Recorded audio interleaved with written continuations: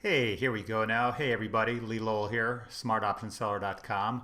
Today is Saturday, September 26, 2020. Hey, listen, if you're a put option seller and you're working with interactive brokers or you want to be a put option seller, I've been getting some requests from people to show them exactly how I sell put options at interactive brokers, the actual mechanics that I use, what's the steps involved. So I'm going to show you how I do that today.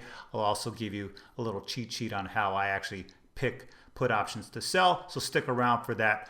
I'll show you that. So welcome to another edition of the Saturday Synopsis. We like to take a look at the chart, see how the market did over the last week, and see what may come forward in the coming week. So let's dive right in, take a look at the charts. We always look at the SPY, Exchange Traded Fund for the SP 500. Gives us a broad overview of the overall market. What's been happening the last couple of weeks? Well, we've had this move down the last few weeks after we had hit all-time highs. We've got the 20-day moving average, 50-day moving average. The market has blown through the 20-day and has gone through the 50-day. So that's sort of telling. It's been about a 10% move for most of the indexes and for a lot of stocks as well. What happens is we get this big down move. The market has to digest that move, does some sideways trading before it figures out where it wants to go next. And that move was down through the 50-day moving average. So this past week was a lot of up and down, a lot of meandering. We had the down move, up, down, up. So we finished the week. This was the whole week right here, meandering again. So the market needs to decide where it wants to go next. And that's what happens when we get this meandering type of movement. Will we move down to the 200-day moving average, which is like a really big line in the sand? I hope not, because that means more selling is involved. So what I'd like to see is more bottoming action here, more sideways action, and then the market could get back up to its upward trajectory. We definitely need to see the market move above the 50-day moving average. Falling below it is a pretty big deal. And so it's still digesting this big move, still trying to figure out where it wants to go. So let's try to see if we can get some more meandering action and then movement to the upside. Let's take a look at the NASDAQ.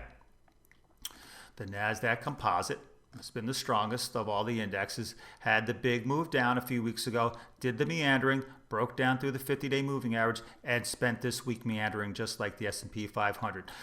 The good thing is that it had a big move up on Friday, close, still below the 50-day moving average, but it's getting closer. So I'd like to see some more meandering here. 200-day moving down here, still sloping upwards, which is good. 50-day still sloping upwards. We've got the 20-day that's curling over to the downside. So that's a little bit telling, but that's on the shorter end of the scale. The 50-day is really what we want to concentrate on here.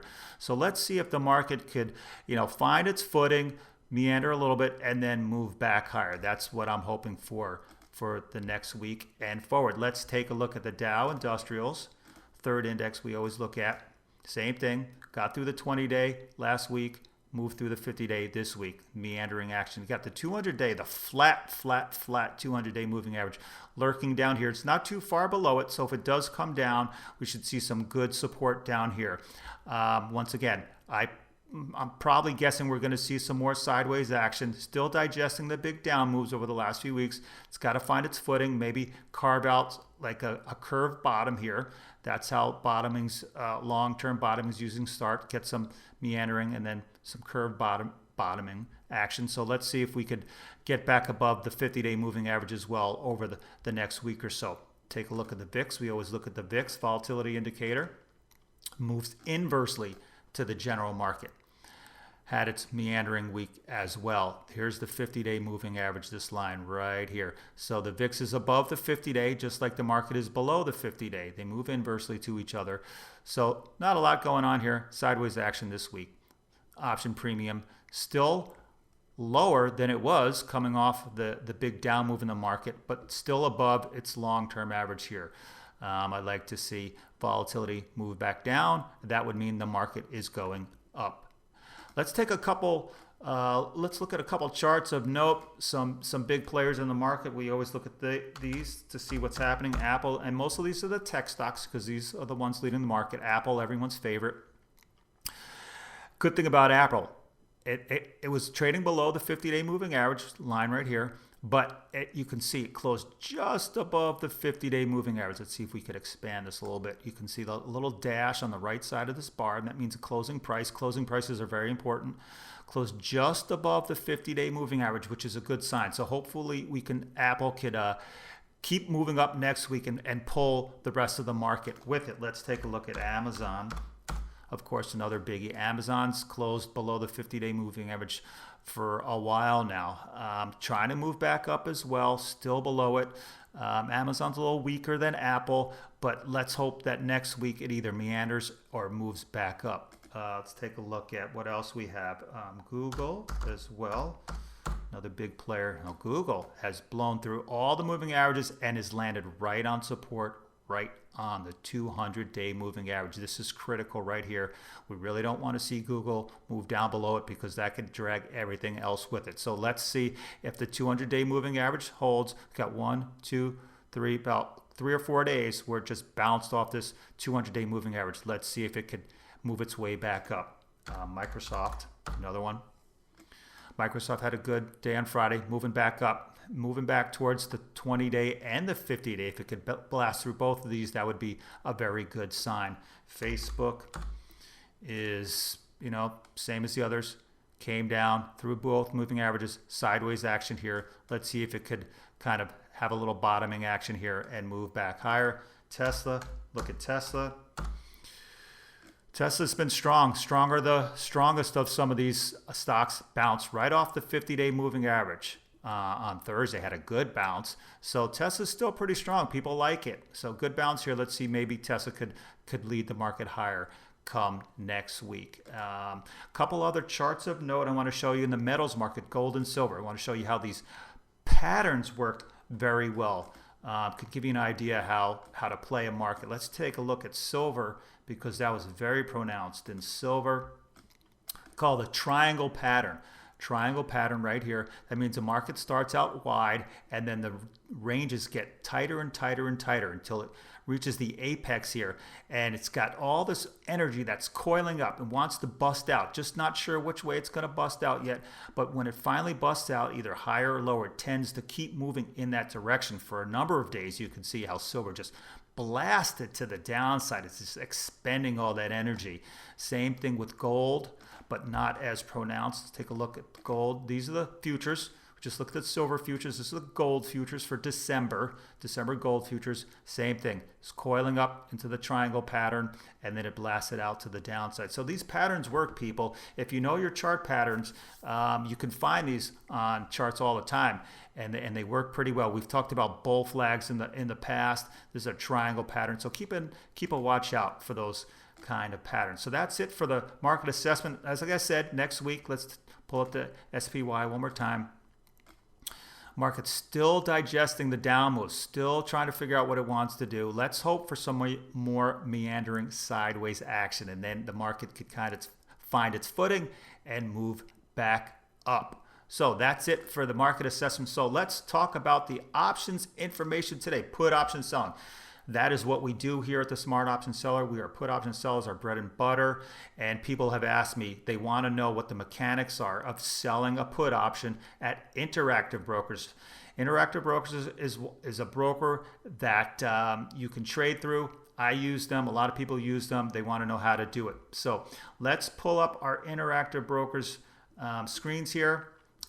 This is the Classic TWS, Trader Workstation. Down here it says Classic TWS, that stands for Trader Workstation, and there's other tabs here. You can configure the screens any way you like. This is the Options Trading tab. Here's something called Mosaic. I stick with the Classic only because I've been using Interactive Brokers for so long. I'm just so used to it. Now what you can do is you can pull up stocks and options. You can type them in here and you get the quotes here. So it seems like Saturday today, Interactive Brokers is not showing the bid and ask left over from Friday. They usually have the market quotes here. Let's take a look at this is the options trader part of Interactive Brokers. Another way you can look at option chains. This is what I really like about Interactive Brokers. We got calls on the left, puts on the right. As I said, okay, so we've got the last prices showing up, but typically they have the bid and ask prices left over from on Friday's session. Not showing up here, but that's okay. We're going to look at, we can go back to our charting package. We're going to look at E-signal, and here's their option chain for E-signal, and we're going to I'm going to show you how I sell a put option, pick a put option, and then how I do it in Interactive Brokers. But first, let's take a look at my cheat sheet again. I always have a cheat sheet for you on the steps to selling put options. Now remember, if you're a put option seller, what you're doing, you're actually obligating yourself to potentially buy a stock in the future at a price of your choosing, which is a good thing. There's a stock that you want. You don't want to buy it at its current price. You want to buy it at a potentially lower price. You could do that by selling a put option. So here's my four-step process for selling put options. Number one, you want to pick a quality stock that you would like to buy at a reduced price from where the stock currently trades now. So you're looking to potentially buy the stock later on at a lower price. You're going to choose an expiration date 2 to 4 months out in time. Shorter the better. As option sellers, we always like shorter time frames, but that doesn't always mean it's better. Let me take that back. Shorter is better, yes, but it has to meet the other requirements for selling the proper strike price. So we want to choose an expiration date. In my opinion, this is my sweet spot, 2 to 4 months out in time. If I can get the 2-month expiration, I will do it. You're going to choose an out-of-the-money strike price with a 20% cushion below the current price of the stock. When I go through the example, I'll show you what that means. And we're going to look for a credit of 25 to 30 cents when we actually sell that put option. So this is a very conservative strategy. We like to play it very safe. These are hitting singles. We're not going for home runs here. So we're playing very safe. And these type of trades usually lead to probability of profit of 90% or greater. Now, when I say probability of profit, there's two things that can happen when you sell a put option. You're either going to have to buy the stock if the stock comes down to your strike price, or the option will expire worthless. So there's two ways that you can play it. Now, typically the way we do it is most of the time we will buy the option back at a very cheap price and lock in our profits, or the option will expire. So that's what I mean when a probability of profit. That means if you sell the put option here and you buy it back here at a lower price, you're going to lock in your profit. So that's 90% of the time you're going to lock in that profit that way. On the off chance, you will get assigned, meaning that you will have to buy the stock as long as you want to do that. So here's your 4-step process. We're going to take a look at the charts and see what we want to do. Now, we're talking about examples only. This is not a real recommendation. Just showing you examples. We're going to look at Walmart. Here's a chart of Walmart. Now, if I was interested in potentially buying Walmart, of course, I can go out and just buy it at its current stock price. You buy it right at it. Closed at 137.27 on Friday, yesterday, September 25th, 2020.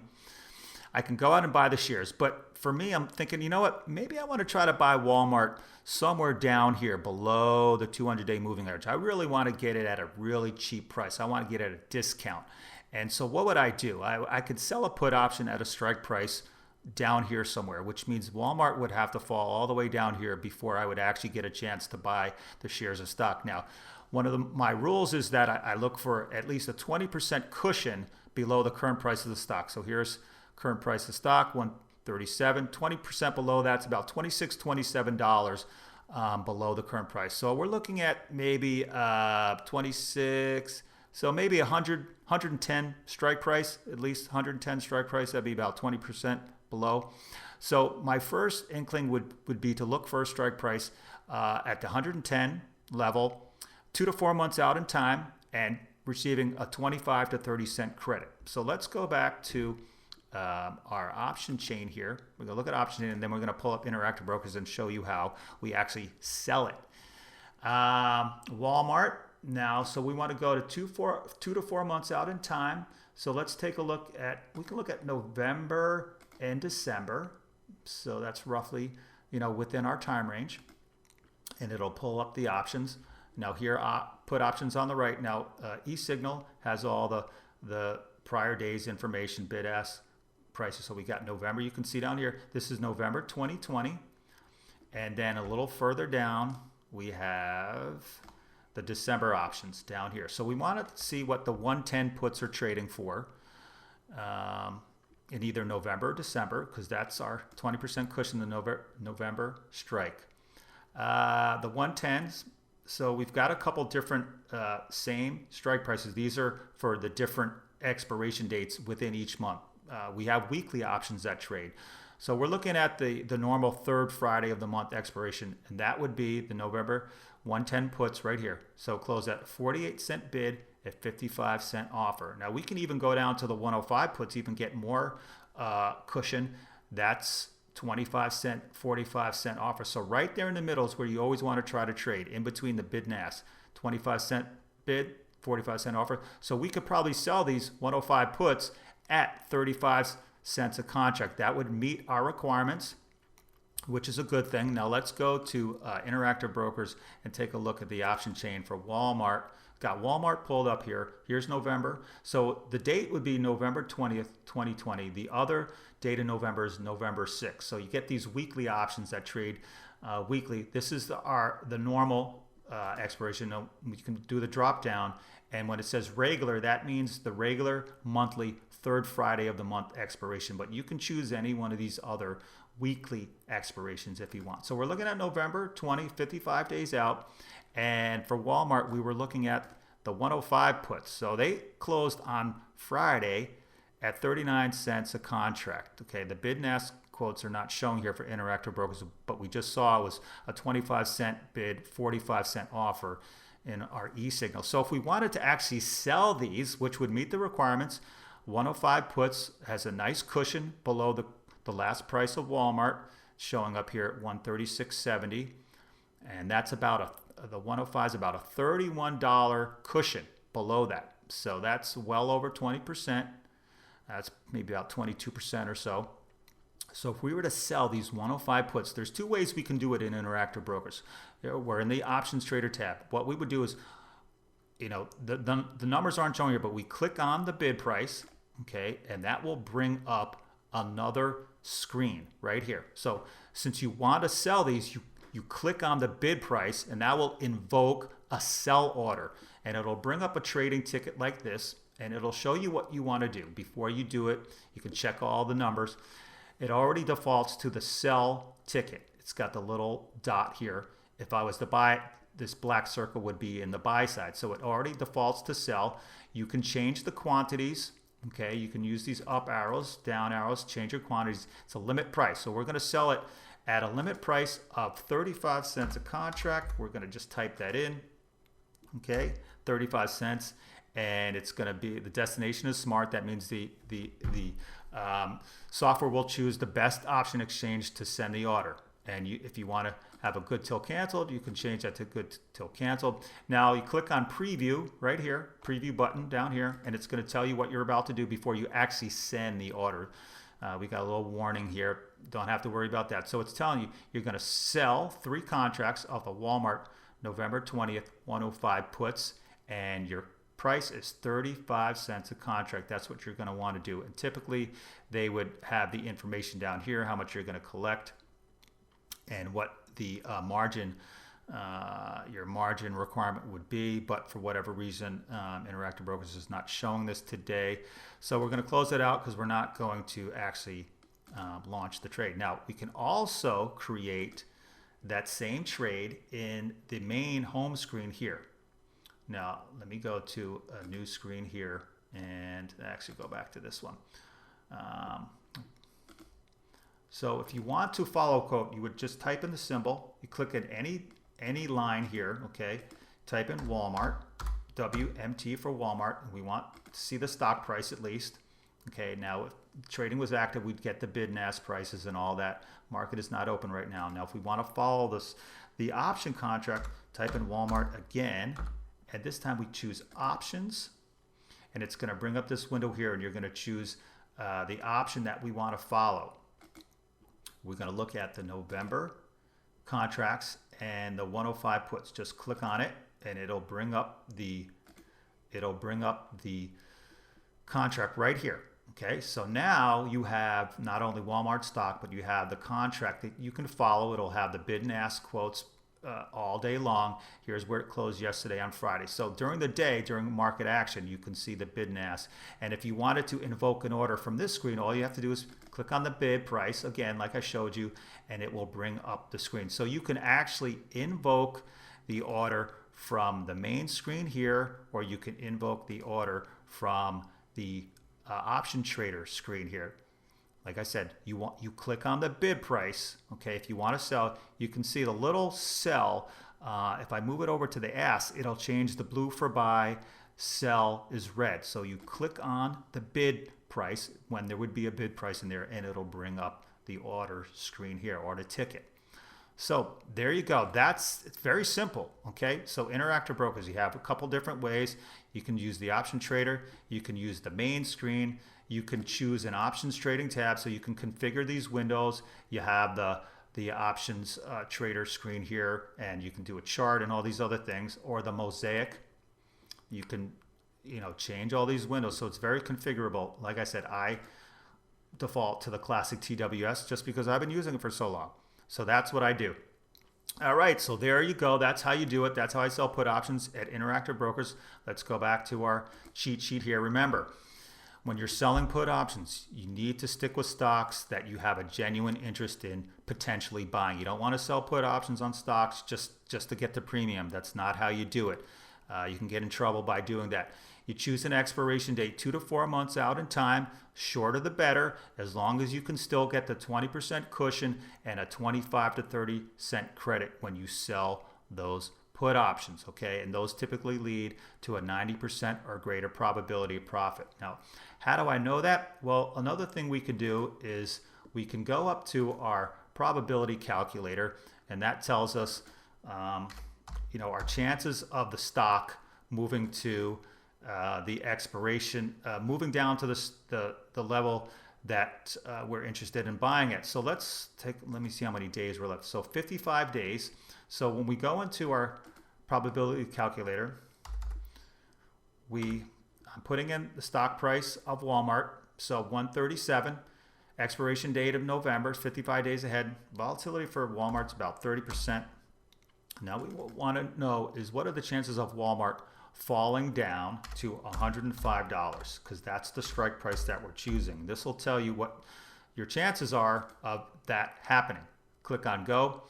So what the probability calculator is telling us is that there's only a 1.1% chance that Walmart will fall from $137 down to $105 in the next 55 days. So that's telling you you only have a 1% chance that you're going to be able to buy Walmart at 105. Conversely, there's a 98.8% chance that Walmart will stay above 105 over the next 55 days. And if that happens, that's fine. The option will just expire worthless, and you'll keep the money. You'll keep your 35 cents that you collected by selling that put option. That's what I mean. We usually have a 90% or greater probability of profit. We have, in this case, it's a 98.8% probability of profiting on that trade. And by that I mean you're going to sell the option at 35 cents, and most likely it's either going to expire worthless, or you can buy it back for a nickel and lock in your 30-cent profit. That's 30 actual dollars for every contract that you sell. So probability calculator, good thing to help you gauge the probability of a stock moving from point A to point B. And in this case, there's only 1% chance of Walmart falling that far. So looks like you won't be able to buy a stock at 105, but at least you'll make 35 bucks per contract in the process. Okay, so that is the information for today. We looked at the charts. We looked at selling put options at Interactive Brokers. That'll pretty much do it for me. Remember, if you like this video, please give me a thumbs up. Don't forget to hit the subscribe button in the bottom right corner of the screen you're watching. Hit that red subscribe button. That way you'll be notified every time I put out a new video every week. Send me a comment. Write a comment below as well. Also, send me an email. If you have any questions, I'll always answer. You can email here. You can comment in the comments about your question. You can email me. Also, don't forget to go to our website. Okay, Put Selling Basics, our free Put Selling Basics guide tells you all about how to sell put options. You can actually click on the tab here, or you can just put your name and address, email address in here. Put Selling Basics guide will bring you up to the other page, tell you about this guide that we've written. Get it for free. Lastly, don't forget our services tab. Smart Option Seller newsletter, Vertical Spread Trader newsletter, all about selling put options, and our one-on-one coaching if you need some personal attention on to get your option trading to the next level. Okay, that's it for me today. Have a good weekend, everybody. Have a great week trading ahead, and I will see you next Saturday. This is Lee Lowell signing off.